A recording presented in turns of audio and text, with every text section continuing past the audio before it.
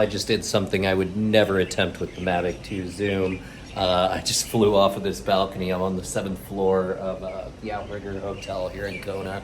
And yeah, the Mini's so tiny that I can take it off from this table, shoot it out over the ocean, track some boats around, see the beautiful sunset, and then bring it right back in, land it on the table. Of course, I mean sport mode, so it's coming in without its guidance on, but you know, it's so small, it's really easy to control, and just loving this experience of full trust in this drone, and the extended time gives you a little more peace of mind. If something goes wrong, you could probably pick an alternate landing zone or something. We're getting ready to head out to dinner, and then we're going snorkeling with manta rays tonight, so it'll be a nighttime snorkel. Haven't done one of those in a while. I've done a lot of night scuba diving, but not every day do you get to go out and have a nighttime snorkel.